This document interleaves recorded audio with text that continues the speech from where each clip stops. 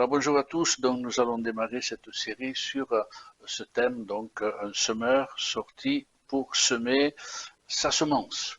Et cette parabole, on commence par ce verset. Donc, la semence, on l'avait vu la dernière fois, c'est la parole de Dieu, le champ, le terrain sur lequel elle est jetée, eh bien, c'est le cœur des hommes. Et on pourrait croire que le semeur jette celle-ci un peu par hasard, puisqu'il est dit qu'il va semer et qu'une partie de la semence va donc tomber sur le chemin. Il la sème un petit peu au hasard, au petit bonheur la chance, sans trop regarder où elle tombe. Mais lorsqu'on regarde la parole de Dieu, puis connaissant comment Christ lui parle, ce qui sort de sa bouche, eh bien, il n'en est pas ainsi dans ce qui sort de la bouche de Jésus, dans ce qu'il veut nous dire. La semence, d'abord, pour ce semeur, elle est trop précieuse pour, j'allais dire, la gaspiller inutilement. Mais peut-être la jette-t-il dans l'espoir qu'elle germe et qu'elle porte du fruit, même dans un terrain qui est totalement hostile. Et puis il y a la mentalité, la pensée du maître, de ce serviteur, qui n'est pas avare de sa semence, et il est conscient que toute la semence jetée ne germera pas. Mais au travers de cela, il est bien sûr question de Dieu. Et nous savons que Dieu se plaît à bénir et qui surtout il prend plaisir à sa bénédiction. Il ne regarde pas à sa parole dans le sens où il ne la retient pas. Il ne la retient pas, il la sème. Et celle-ci est jetée à la surface des cœurs, de tous les cœurs des hommes de cette terre, et cela nuit et jour et dans tous les pays. Parce que la Bible dit que Dieu parle tantôt d'une manière et tantôt d'une autre, et nous savons que ces moyens sont infinis. Mais la Bible dit que tous les hommes n'y prennent point garde, même si elles résonnent et elles seront audibles pour tous, et surtout avec les moyens actuels. Aujourd'hui, on est émerveillé parce que l'évangile n'a jamais été autant proclamé comme aujourd'hui. Il n'y a pas une île, pas un pays, aussi fermé soit-il, qui ne soit tenu à l'écart. Message de l'évangile, rien ne peut empêcher sa parole de pénétrer et de se faire entendre, même dans les coins les plus reculés de cette terre. Mais le terrain le plus dur, le terrain, j'allais dire, le plus hermétique, eh bien, ce n'est pas un pays, ce n'est pas une île, mais le coin le plus dur, le plus hermétique sera le cœur de celui qui entend, et même de celui qui peut être surpris ou se surprendre à écouter. À plusieurs reprises, Jésus dira cette parole, que celui qui a des oreilles pour entendre, entendre, dira le Seigneur. Mais Christ parlait surtout des oreilles du cœur, des oreilles de l'âme, de l'intelligence, de l'esprit. Mais une chose est tout aussi certaine, c'est la puissance de la grâce. C'est la puissante voix du Saint-Esprit qui parcourt la terre. Dieu sait faire des choses extraordinaires par le parole.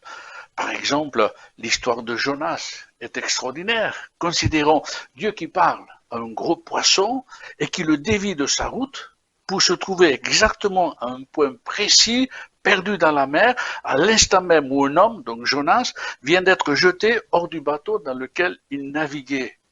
Alléluia, Dieu est grand.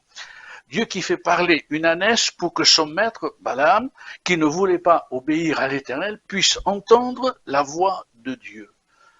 Et que dire de Lazare, mort et enseveli depuis 4 jours dans son tombeau.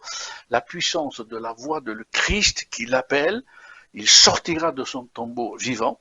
C'est cette image de la résurrection et de la vie de Jésus-Christ, de la vie éternelle. Il y a donc la parole de Dieu, des cœurs qui doivent entendre, et donc cette semence qui est jetée à la surface des cœurs. La puissance de la grâce. Et ce qui la rend agissante, eh bien c'est l'amour de Dieu dont elle est empreinte. Un amour qui dépasse la raison, qui dépasse l'entendement. On pourrait dire Dieu sait parler au cœur. Dieu sait parler au cœur. Même quand celui-ci fait la sourde oreille. Et peut-être Dieu vous a déjà parlé, vous qui écoutez. Dieu vous a aussi parlé peut-être un jour et vous le savez, vous le reconnaissez. Pourtant, si Dieu sait faire des choses extraordinaires, nous voyons que Dieu ne fait pas certaines choses. Par exemple, Dieu ne fait pas entrer par force dans un cœur, eh bien, sa douce présence, sa douce paix, eh bien, il ne le fera pas. Le cœur possède une porte et une seule clé pour ouvrir celle-ci. Et cette clé, j'allais dire, c'est vous-même qui la possédez. Un jour, quelqu'un a dit, dans le cœur de l'homme, il y a une poignée, elle est à l'intérieur, et il n'y a que celui, eh bien, qui est le propriétaire de ce cœur qui pourra l'ouvrir. Apocalypse chapitre 3 verset 20. Regardez cette grâce empreinte de l'amour de Dieu, mais en même temps cette volonté de Dieu de parler au cœur. Voici, je me tiens à la porte et je frappe. Si quelqu'un entend ma voix et ouvre la porte, j'entrerai chez lui et je souperai avec lui et lui avec moi.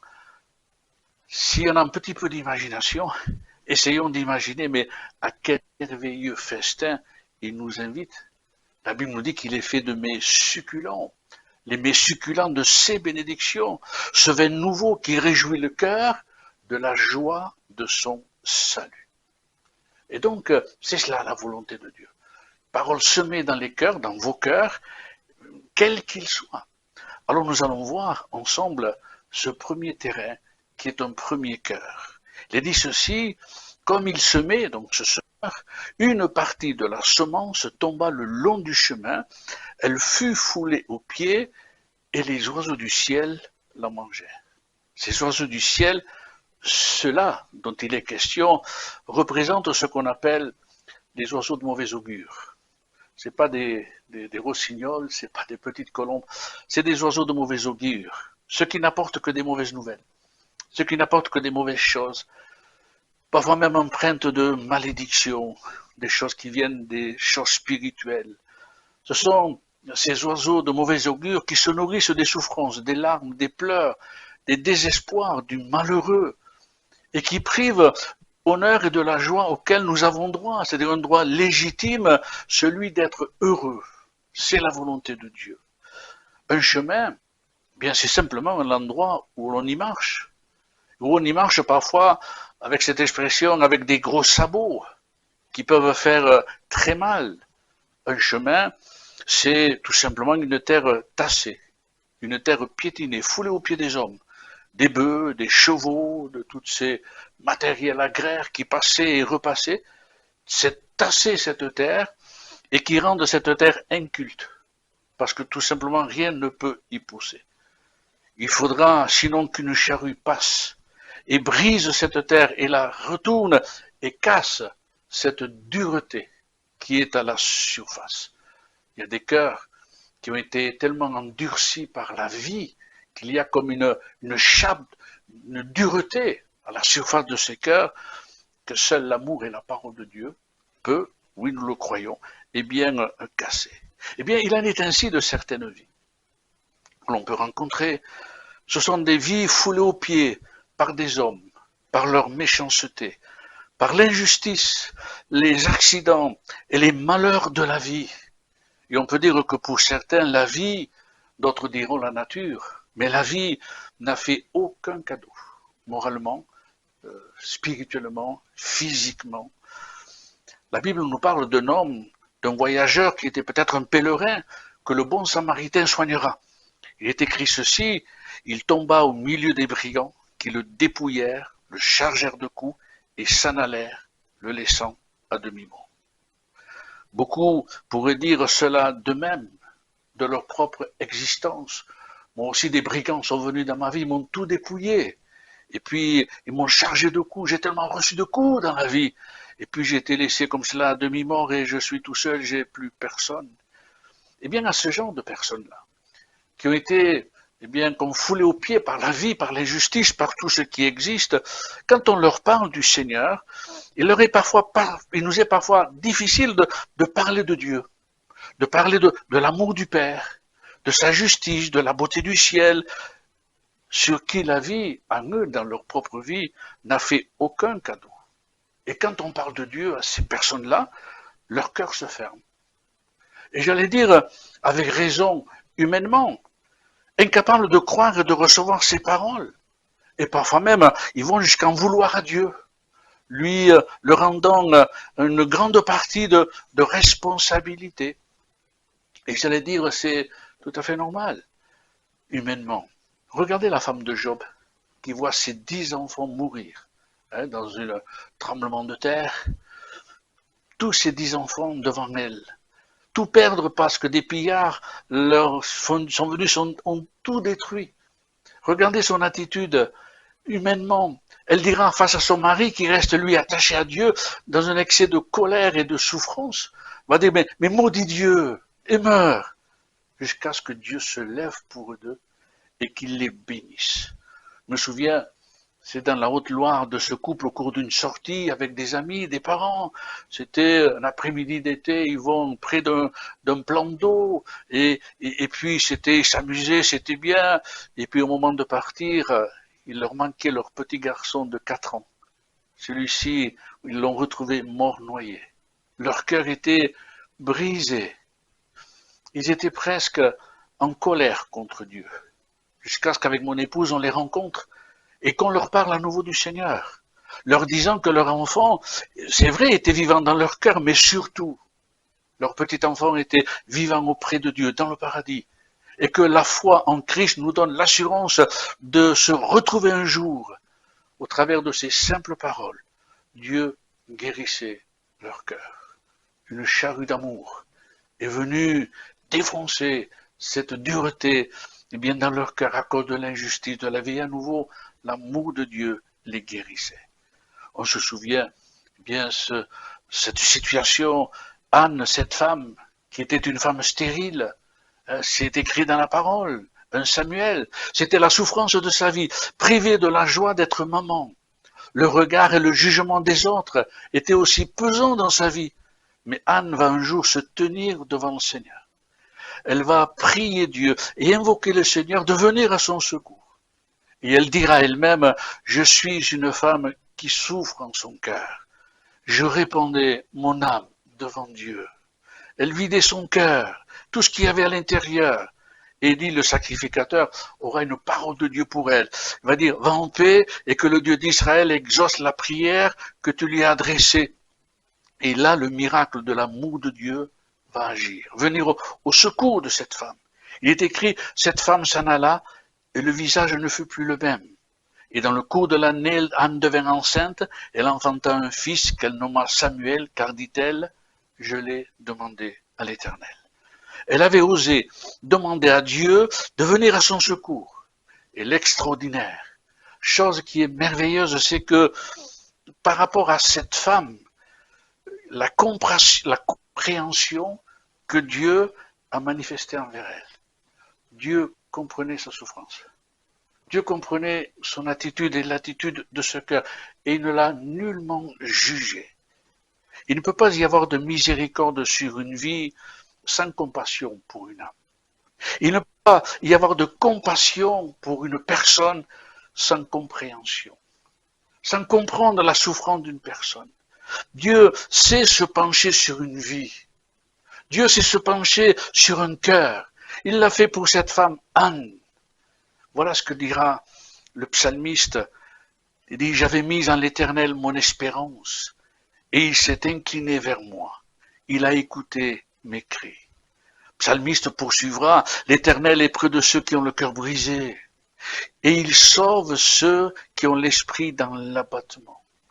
Il poursuit par un autre psaume, il guérit ceux qui ont le cœur brisé, et il pense leurs blessures.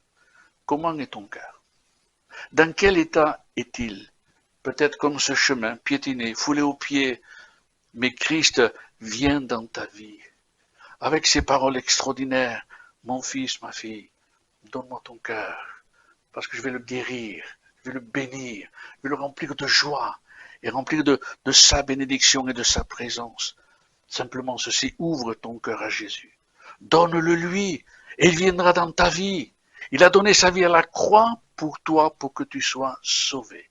Je laisse cette parole de Jésus dans ton cœur, où Jésus dira, il m'a envoyé pour guérir ceux qui ont le cœur brisé pour le tien. Nous te bénissons, Seigneur, et nous te rendons grâce pour ta parole, car elle est merveilleuse. Et tu sais parler à tout un chacun, et notamment au travers de cette parabole, à ces personnes qui ont ce cœur, cette vie, comme une vie piétinée, foulée aux pieds, tellement d'injustice et de souffrance. Mais ta parole dit que tu entends le cri du malheureux, et tu viens à son secours, et je te prie, Seigneur, pour tous ceux qui nous écoutent cet après-midi, que, au travers, Seigneur, de cette parole, s'ils se reconnaissent, si quelques-uns se reconnaissent, puisses-tu de leur donner de réaliser, Seigneur, que tu es plein de compréhension, d'amour et de compassion. Et nous te prions, Seigneur, pour que ces cœurs bien puissent s'ouvrir comme tu sais le faire, par le moyen de ta parole, afin, Seigneur, que ces bien-aimés puissent venir à toi et te rencontrer. Nous te les confions, Seigneur, car tu es celui qui bénit le cœur de chacun. Que ton nom soit glorifié. Amen. Que Dieu vous bénisse, chers amis, et à bientôt. Je donne mon cœur qui ne m'appartient plus. Ce que j'ai de meilleur, tout est pour toi, Jésus.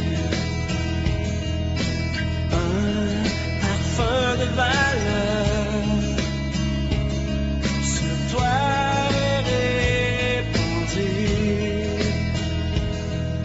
C'est l'offrande de mon